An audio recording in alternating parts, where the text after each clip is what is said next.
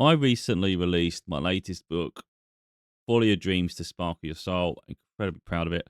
But as I've stated numerous times, I do have multiple projects on the go. So this year was all about 3 books.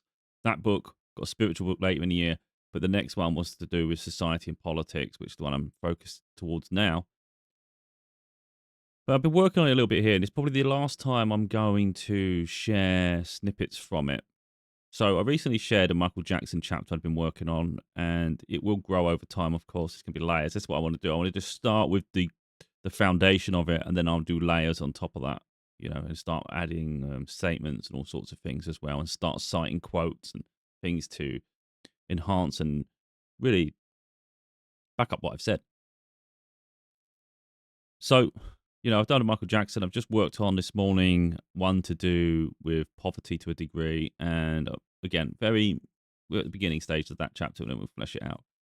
Then I've also done one Princess Diana. Again, still need to work it out. There are contradictions within her age at certain points. I was watching a video documentary which I showcased on my channel. It was 2.5 hours long, the video. Really good. But they did say at 17 she started dating Prince Charles, but then they got married at 19.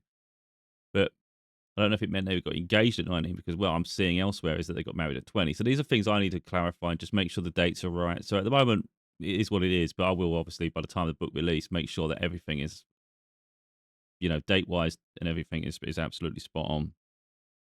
Like I said, I'm going to share what I've done. So to do with the poverty to a degree is taxation. Then we got Michael Jackson's chapter. Then we got Diana's. And like I say, obviously I'm going to be working on the book in bits and pieces. It's scheduled really. The plan for me all along was July. If I finish it earlier, I may release it earlier. So it really could be before. It could be before July. It could be substantially before July. I really don't know. I like to give a gap between books, though. I don't see the point of just like overlapping the books too heavily early on, like unnecessarily. So for me, with this book, there's no pressure. I feel immense pressure with those 2 chapters specifically because they are about people, specific people, and you want to do them justice, Whereas it's easy for me to talk about things I know, in my personal life and society and things I've experienced. When it's about other people, I do feel a added responsibility with that. But like I say, if anything's wrong at the moment, in any way, I will notice it and I will fix it. This is well ahead of time. And like I say, I was thinking of putting the time towards getting further into my Michael Jackson chapter, but I really didn't want to lose attention at the moment on Princess Diana. So I just thought, wait, I've done a section on him, so I can work on Diana just for a moment. And then when I come back to it, I've then got options to which one to delve further into, And I think it's worked beautiful. I'm really happy with what I've done so far. Again, I've only been working on it for this morning. It's 1 o'clock now. I think I started at about 11 a.m. So I've only been working for like 2 hours. And in that 2 hour period, I've done this taxation chapter and I've also done Diana. Now, neither are finished. Really, each chapter is about 1,000 words at the moment or less. I think taxation's nearly 800 words. Diana's 900 and something. I think Michael Jackson's just over 1,000. So it's on average, let's just say they're 1,000 words each. Not a bad start to the day, is it? A couple of hours done 2,000 words ish, or maybe no, 1,600, 1,800 words, I guess. I don't know. Anyway, like I say, very productive.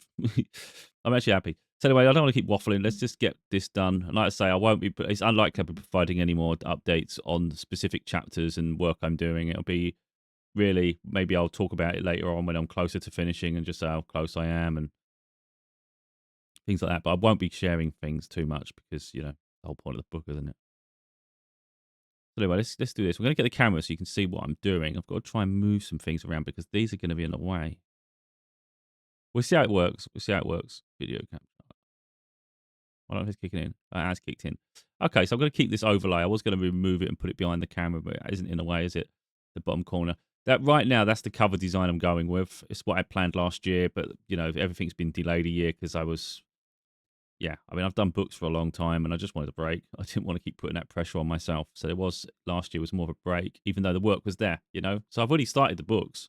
Hence why Follow Your Dreams to Sparkle Your Soul come out in the first month of the year. And we've got this one that could likely come out ahead of time. And then the spiritual ones in here. Because I was really working on them last year, just never finished one of them. That was all it was. Anyway, let's get on with this. So as you can see on the screen there, obviously you can't see exact word for word and all that things. I can only do so much angles. This is going to be the taxation now, and I think, the point is when people talk, I do notice this, and I understand the risks when we talk about issues in the world. Most people who reveal the truth and they do acts of kindness, they don't tend to live a very long life, do they? It's just the way life is. I just find the corruption is so in our faces, and yet people seem to get away with it all the time. But when we lose one person, another one comes instead, don't they? And I just think that's forever the cycle. So I do my bit while I'm here. And that's how I do it. I'm not scared of the end, and I'm not scared of consequences. This is just my time to share what I do. Anyway, in my own unique way, of course. So this is taxation of, what have I called it? Taxation of the poor. I just wanted to make sure I definitely got the title right there. So it's this taxation of the poor. Again, do caveat this with the fact that this is draft. I've only just wrote these sections. If there's issues, I'll notice it. So anyway, regardless of how anyone chooses to cover it, the poor suffers again and again. As if it's not hard enough to cope with limited resources and continuous pressures that come from endless bills and ultimately debts. It's suspicious how wealthy individuals and corporations receive tax breaks and are able to shift money to other accounts and jurisdictions to ease and even free themselves from paying taxes, whilst ordinary people receive no such safe havens. Instead, their financial hardships intensify because living paycheck to paycheck makes life hard, with little room for freedom or security. For most people, it's one missing paycheck from severe debt and perhaps a few months to a year of struggle to bankruptcy. The disparity in fairness between either side of the societal spectrum is evidenced by the ever-increasing late payment fees many companies enforce, which adds further financial pressure on an already struggling individual. This has never made sense. Banks are no better with overdraft charges, making it hard to recover from hardships, and higher interest rates for those with a poor credit rating or low credit history. So the rich, or at least those better off, gain the luxury of reduced interest rates, never worry about late payment fees because money's not a problem for them. So missed payments would be unlikely, and if they were, the fee would barely be noticed. A little bit wordy, I'd have to fix that. It would seem that every part of the financial system is intent on making people poorer and keeping them that way. Would it be so hard for companies to not charge so much interest, remove late payment fees, and support people to improve their financial status? After all, surely it'd be just as beneficial and perhaps even less risky for the financial industry to get people investing rather than running the constant hamster wheel of debt, poverty, and non-repayment. I need to just change that. I missed a word out.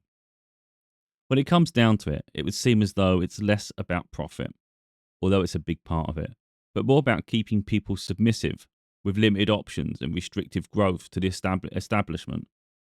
So the establishment doesn't get challenged. And powers beyond the faces of industry can control and manipulate the masses. With limited resources, not only do we have limited options, but also our morale drops, with many suffering mental health issues, especially falling into depression. So we lose the will to fight within our daily lives, feeling no other option than to conform to the current conditions. I myself have suffered through most of my life from limited finances, debt, and constant pressures from unexpected fees such as missed payments, which are repeated by multiple companies. Adds so much pressure from one month to the next. That's it wordy again. And while some people take exception to those turning towards the social security benefit system, for many there's no other option. Perhaps some people overuse the system, never intending to work or contribute positively towards society. But that's another issue entirely. And although the news and media like to jump on the bandwagon to make it a bigger issue than it is, they do so to take attention away from corruption, with financial waste from government projects, military, foreign policies, and suspicious contracts. In contrast to the potential benefit waste, more money gets wasted elsewhere. But politicians and media want people to fight among themselves, while their corruption spreads unchecked. Taxes everywhere, far more than many people are aware. What people don't realise is that we are taxed on everything, even if someone's self-employed, not declaring all of their earnings or receiving benefits, so seemingly not contributing towards taxes, which are supposed to benefit everyone through services, infrastructure, and defense. But in reality, we all pay. Not only are our wages taxed, but nearly every single purchase from fuel and groceries to dining out, services, and almost anything you can think of. Wait a minute.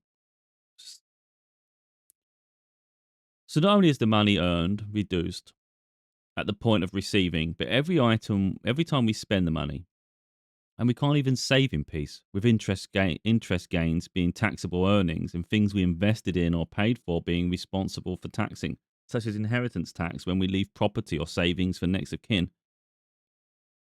or loved ones upon our death. We are literally taxed beyond death, and yet wealthy individuals can move money and resources beyond companies, some of which were only created for tax purposes.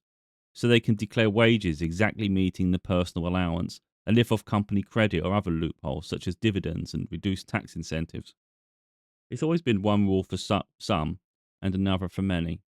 Again, I've got to flesh this out, fix some of the wording issues, and kind of deeper tangent. But I really wanted to get onto the Diana chapter, to be honest.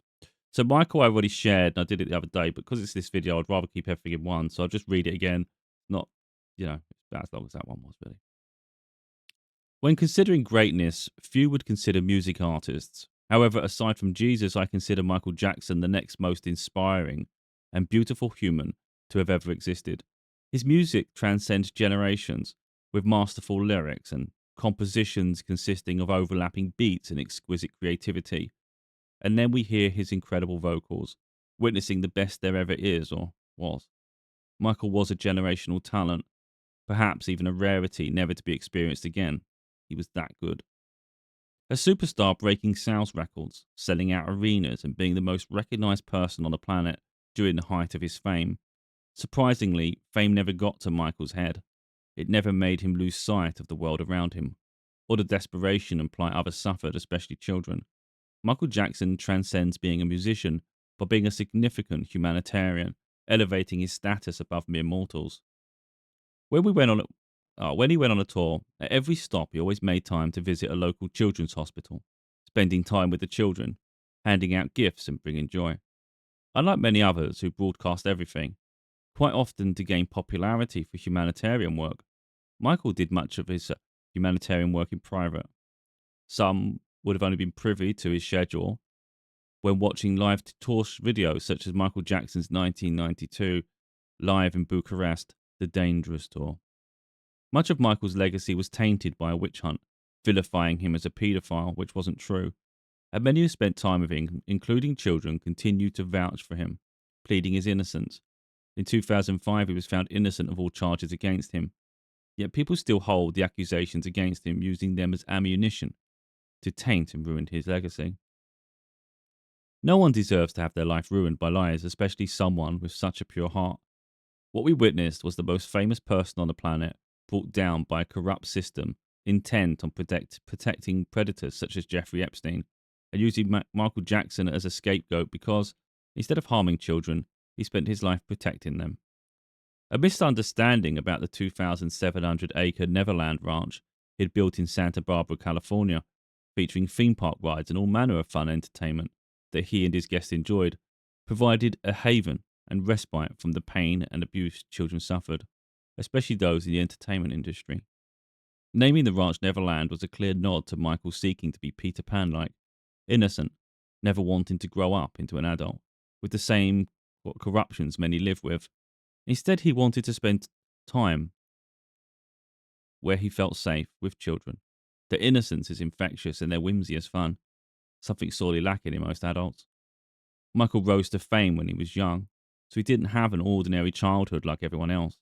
Instead, he had adult expectations placed upon him. And I've seen some videos where Michael Jackson recounts his home life, where it wasn't the warmest, perhaps even abusive. I'm not going to go into those details. However, the mere mention of it should be enough to showcase how he would prefer to spend time around children who wouldn't hurt him rather than adults who would. It's been documented that many people exploited him through business dealings, resulting in substantial losses. Again, due to his childlike nature, he is perhaps too naive to handle the business side of the entertainment industry. at least during specific periods of his career. He would eventually go on to leave his record label Sony, which by his own admission made more than $1 billion through his name and work. And he reported that he would have 50% ownership of the company. Something that maybe would have been his downfall. After all, companies don't seek to relinquish power, nor do they accept losing substantial amounts of money. Nothing can ever be certain, and these accusations could be as absurd as the witch hunt against Michael. But in this instance, the timing and circumstances raise questions about what really happened to him. The media were quick to turn on Michael for headlines. A notorious interview with Basho in February 2003, living with Michael Jackson, hurt him deeply, with outrageous accusations and deeply personal questions which was unnecessary, causing distress with callous intentions. It's worth questioning who owned the media, from newspapers to radio stations, TV broadcasters. Connect the dots to garner their intentions towards harassing and ruining Michael's character and legacy. The documentary led to Michael's child molestation arrest. In 2005, he was cleared and acquitted. In the interim, within weeks of Basho's interview, Michael aired a rebuttal documentary revealing the truth, and the content was removed from the other agenda-led piece. Basho contradicted himself by praising Michael as a good father. That's supposed to be great father, by the way, so I need to just quickly do that. Wait a minute. I always meant to change that. Basho contradicted himself by praising Michael as a great father and applauding him for opening up Neverland for children, while previously stating that Neverland was a dangerous place for children. With contradicting statements, it's evident that Basho changes his statements lacking consistency or authenticity. After Michael died in 2009, Basho stated that he never witnessed Michael doing anything inappropriate with the children and didn't believe he had taken part in any criminal activity. However, for it to take him that long to tell the truth says much about them. Michael never forgave Basho for his dishonest documentary, with many quips about him during subsequent interviews.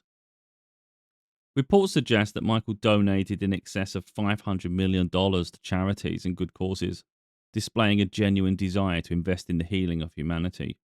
His song Heal the World always hit a chord with me, breaking down barriers with culture, politics, religion, geography, or any other differences.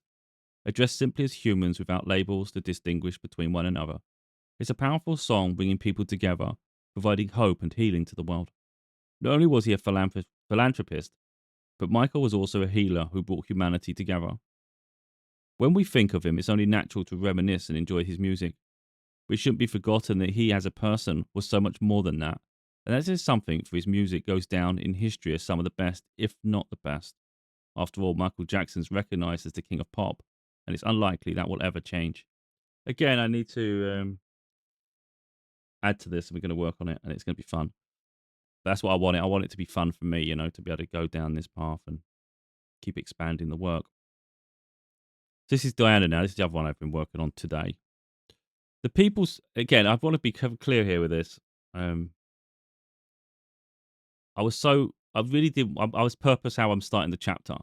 I think a lot of people who start with Diana, they're going to talk about the fact that when she died. And I don't want it all to be about her death. I don't want it to be it's very calculated how I'm starting this chapter. So I thought about how should I go into this, beginning it. And I really didn't want it to be about that side of things immediately. I didn't want it to be about her. I mean, obviously we get there quite quick about her relationship with King Charles, well, it was Prince Charles at the time. But yeah, I wanted to start in a very specific way. You'll notice it because it's all about her. I want her to be the center of attention. I want it to be about her life, and you're going to see it already here, that the way she managed to position herself in front of the royal family, which is quite an incredible feat, really. You'll see it here now, what I think. Anyway, the People's Princess Diana, the Princess of Wales, had an enormous impact on the world, from her humanitarian projects, supporting charities, and being able to stand out as a strong, independent woman in an environment where one would have expected her to be submissive and a secondary figure to the king-in-waiting Charles, the Prince of Wales. Diana's life may be permanently etched to the royal family and the gossip and headlines about the troubled relationship with the monarchy, but she was so much more than that. As a princess, Diana had duties and protocols to follow. However, she often broke the mold and the rules with her compassion and empathetic nature, lending her towards people rather than custom. Not only was Diana loved and adored by millions around the world, but she also personally helped so many through her many engagements, from meeting those with health conditions, such which at the time were ostracized and misunderstood, such as HIV, AIDS, and leprosy. She had a beautiful way of making everyone feel important and, most significantly, noticed. Her time wasn't rushed when meeting people, they got her undivided attention. While some people looked negatively upon those with privilege, Diana made sure to maximize hers to everyone's advantage. She didn't seek to position herself as better than anyone else. She focused on making the world better, and people loved her for it. Some will remember, I'm getting goosebumps like crazy there. Some will remember Diana in many ways, from being an adoring mother to two princes, Prince William and Prince Harry, who she was determined to make humble and relatable to the world around them, rather than confined to the royal standard of being distant from the people. Others may consider her a fashion icon with her many dresses, one of, if not the most beautiful princesses ever. But when I think of Princess Diana, I immediately think of the moments where she was abroad pursuing humanitarian projects, highlighting issues that require human intervention, including eradicating landmines. She left a legacy that shouldn't be ignored or forgotten. For all of Diana's beautiful qualities and wonderful contributions to the world, it's a shame that many focus on her relationship to Prince Charles, now King Charles. But people are more than their relationships, and for me, someone's private life is nothing more than gossip, which unfortunately, in Diana's case, subverts attention away from the great things she did with her life. Finding herself in a relationship with a 30-year-old prince at a modest age of 17 years old in a relationship. Oh, wait a minute, it's gone round in circles. Wait a minute. Finding her in herself. Wait a minute. We'll just get rid of that. Again, these ages could be wrong. I'm hearing 18-year-old now. I was in the documentary I was watching, it was 17 years old. I need to verify these things. So take these ages as a grain of salt. It's like it's going to be 1 or 2 years out, one way or another. So anyway, finding herself in a relationship with a 30-year-old prince at a modest age of 17 years old in a relationship. Oh, God's sake. Wait a minute. Let me get rid of that. It's draft, this isn't freaking edited. Finding herself in a relationship with a 30-year-old prince at a modest age of 17 years old would be exciting for many young women. And by 19 years old, becoming a princess would be a fairy tale for most. And Diana lived that in real life. It wasn't the fairy tale promised. Instead, Charles only married Diana for convenience and image rather than love, and Diana suffered for it. She found herself stuck in a loveless marriage where she was suffocating, losing herself, and as a result had issues with bulimia. Then there was Charles cheating with Amelia Parker Bowles, which only inflated an already complicated situation. Inflamed. Oh, wait a minute. Princess Diana would eventually gain her freedom by officially separating from Charles in 1992, getting divorced 30th of August 1996. It'd be a short-lived freedom, as Diana died in a car accident in Paris, France 1 year later, 28th of August 1997. The timing and circumstances were suspicious, with conspiracies pointing towards the royal family. Wait a minute.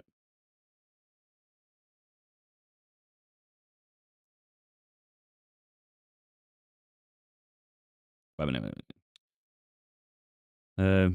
It's just spelling error. I just did that. So anyway, the timing and circumstance were suspicious, with conspiracies pointing towards the royal family retaliating towards Diana to get her out of the picture, so the media wouldn't focus on her anymore, and she couldn't cause further embarrassment to the monarchy. The official narrative is that whilst being chauffeur-driven with her partner, they were being pursued by paparazzi. Either way, Diana was taken too soon, and I can't help but wonder how much brighter the world would still be with her in it. In Elton John's tribute song to Diana, A Candle in the Wind 1997, he proclaims Diana as England's Rose, adding to the many titles already given to her. From the People's Princess, the Children's Princess, and England's Rose, she was one of the most remarkable people to grace the planet. Even dignitaries and elites fell to Diana's beauty and charisma. Remarkably, she managed to raise millions for numerous charities, including the $200,000 sale of her outfits after her divorce. To break entirely with the royal family during her divorce, she had her royal title removed, allowing her to be a private citizen again. Some point to this as being a mistake, as it removed any protection she previously had, especially regarding the intense harassment from the media, especially the paparazzi. Wait a minute. I couldn't help but wonder, aside from her children, whether she ever had the chance to be genuinely happy. With so much pressure and scrutiny upon her every move, life was never easy. Childhood wasn't particularly kind to Diana, with her mother abandoning the family when she was young and never liking her father's romantic partners. She eventually left home at 17, heading to London, where she became a nursery assistant, before eventually meeting Charles, and her life changed forever. It really was a fairy tale lifestyle, plucked from obscurity to become an overnight global superstar. Again, ages I need to fix. I'm not sure if she, you know, 17 is what I've put as a place marker. I'll figure out if she actually went at 17 or whether she went at 16 to London. And I want to delve into that side of things as well. I don't want to just gloss over the nursery part, because that was a big part of her life. It's something she gravitated towards. And if anything, it's maybe her first, really her first audience with children, to a degree. I mean, you're actually doing that as a living, and probably felt really attracted to that. And then when she's probably plucked from obscurity, when you have a life before that, you probably still want to continue it. So have deeper meaning to her life. But I mean, there's so many layers to this, of course. The fact that she was as a devoted mother, she wants to make sure they are emotionally mature children, and they're grounded. And I think that needs to be elaborated on to a degree as well. But ultimately, I really want to focus more heavily on the humanitarian work she did, because that's what's going to set her apart in this world. There's already great mothers out there. There's great parents. There's already people who suffer in loveless relationships. I think speaking about it, yeah, it'll be helpful to people, but I think it's really what sets her apart is the work she did in trying to heal the world. And there is a crossover between her and Michael Jackson, because they're around about in the same. They lived during the same same periods. They met each other, and there's things I want to maybe touch upon there. And like I say, when I was talking earlier, I'm going to add that in the final thought somewhere, is the fact that we just keep losing. We seem to lose kind people at a young age. From my understanding, Jesus died in his 30s. He didn't last long. Princess Diana died at 36. I think Michael Jackson died early 40s. 42 maybe? I'm not sure the exact age of Michael Jackson. But either way, people that, the greats don't seem to last today. And it's quite worrying. But anyway, it keeps sort of touching my nose. It's so freaking itchy. I get dry skin, but I recently just trimmed. I had a little trim and thing, and I think it's just caused me a bit of issues around my nose. It's doing me absolute head in. So it's hard not to. I mean, I know it's annoying and not very professional, and it bothers me on camera. Hate doing that, but yeah, it's just tickling constantly, and I'm like, oh god, it's annoying me. But yeah, like I say, I'm a bit of a perfectionist, so I do notice problems, which is why I couldn't help but make little rectifications as I'm going through it. But if I'm transparent, honest with myself, I'm quite proud, because it's not like I've put a lot of work in time wise. It's like done in a couple of hours. The Diana one and the taxation one is literally in the same period. I started on the taxation one and went straight over to Diana, wrote about what was fresh on my mind, and then I've got things to discover anyway. I've got so many videos to sort of go back over and things, and I've got to make sure I get the right quotes at the right time. Can't just, don't want to just quote every little thing. We've got to quote the right things that back up or add layers, add more information. Because I think it's just important that people remember them for the contributions they had on the world. Like I've said so many times, we just don't have enough kind people. We don't have people that are genuinely kind, and they made a profound change at a given moment in the world. Legacies, sometimes they fade. So like we can't say for sure that what they did then is having a huge impact now, because generations change and people forget them, and then their impacts lessens. And that's sad. But at a specific moment during their lifetime, they were having a huge change on the world. And like they said about Diana, really, where especially with the illnesses, the fact that she's holding people's hands when other people thought they were contagious, and there was a stigma to it. The fact that she went out of her way to make sure that making such a statement to the world, to say that it's safe, it's okay, you know. So even if other parts of her legacy have maybe get forgotten, I think that side of things hasn't, because it evolves, doesn't it? And people just get used to things now. So I think sometimes we have an impact more than we realise on people. But yeah, like I said, I don't want to, I'm trying to do this so they don't get forgotten. But it also provides balance because I'm also touching on sort of Trump's presidency and stuff. I don't want the whole book to be about that because it'll drive me mad, let alone other people hearing about that constantly. But we're trying to find a balance here. So it's going to be about the world as a whole. And there's a lot of corruption in the world and it's not a nice place as a whole. And it's about regaining our freedom, really. And I think at the very end, where we touch upon like Michael Jackson and Diana, I think it's going to create a good balance to the narrative as well, to show that look, this is what we're used to. Look what we had. How beautiful these people were, and this is the replacement. You know, we got people that are corrupt and they act like they're great. You know, I may even touch on. I haven't thought about it so far, but maybe I touch on if we're going to have comparisons to Trump. Maybe we touch on a previous presidents and things, and I learn a little bit of the history of some of the other presidents that of old, and start saying, look, that is what class looks like, and that's the alternative. But yeah, depends what I go with the book, of course. But yeah, the work's getting done. But like I say, I'm not going to provide updates on a regular basis for this because, of course, you know, don't want to reveal too much. But yeah, I just want to give people a taster, really. And if anything, start reintegrating their legacy now, early, before the book comes out. Get people thinking about them all over again, you know. Anyway, that's my updates. Anyway, that's what it is at the minute. The book, the one in the corner there, Freedom and Politics, coming soon. I don't expect it to be delayed. I've delayed some books last year. I don't expect this year to be delayed, personally, because I know in my heart, because of the work I've already done and the things I'm working off, and how fast I work, even if I didn't have that material that I've already started with, that you know I could have it, each one I could have done with it. Like if I was really heavily working on it, I could have it done in a month. So this one could easily be done in a month if I really wanted to, and the spiritual book could easily be done in a month. But I mean, that's a lot of intense work, and like I said, I don't want to be like that again. That was hard. January was a tough month for me with that book. I mean, I was just flat out for about 2 or 3 weeks. But when I say that, I mean I'm flat out. I can't even enjoy anything else, and it's just constant. And I don't really like having to be like that. It's good when you want to be productive and you want to achieve it and you want to get it done. Absolutely, it's worth it when you've done it. But I want a bit more balance. So rather than rush and feel like, oh, I've got to do all this so quick, let's just do it in bits. I'll do that and I'll come back to it, add another layer, work on it here, work on it there. And if I feel it's useful for me to focus because maybe life's about to get busy or something's happening, then yeah, I can just get it done quicker. So if I think life's going to improve or something's happening in my life in a month or in a few weeks, then I can just get the thing finished before then anyway. You know, but like I say, I'm trying to find a bit more balance to my time. I don't want to just be burnt out and exhausted, fed up. I want to, especially with these two chapters, I want to enjoy discovering more and more about Diana, sharing what I like, what I already know about her, but then learning more layers and then keep implementing that. And I want to keep doing the same thing with Michael Jackson and just like look back proud that I did them a service, you know. I mean, so far they're both at about 1,000 words.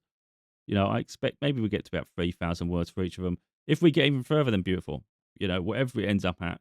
I don't want to obviously go overdo it, but at the same time, I want their legacy and reputation to be intact. Yeah. Well, anyway, as I said that, weirdly enough, the duration of the video was 33 minutes and 33 seconds. So 3. How crazy is that? But yeah, I know I'm doing them. Look, I'm a perfectionist, so I am critical of myself. But I do feel like already I think I've done them justice. I feel I'm doing well. Like, because there's pressure on me to do this for myself. I feel really, really critical of myself for these two. Like, really, really. I was nervous to even. I said this before. I was nervous to sit down and even start writing the Michael chapter. And at the moment, I'm using their first names because I think it gives a bit more impact. But I may go back and change it. Like, I might call it Michael Jackson as opposed to Michael, and I may say Princess Diana as opposed to Diana. But we'll see. But I say I was nervous about writing the Michael, even just starting from a blank page with Michael. But then I read it back and I was like, I like this. Same with Princess Diana. Literally this morning, I thought, oh, if you don't start, you're not going to just let's just start it. And I started working on it. Sat there in that one little period, type, read it back, and I was like, I like this. So I'm happy. Like I say, still got there's going to be corrections to make, and this thing still needs to improve. But yeah, it's the beginning.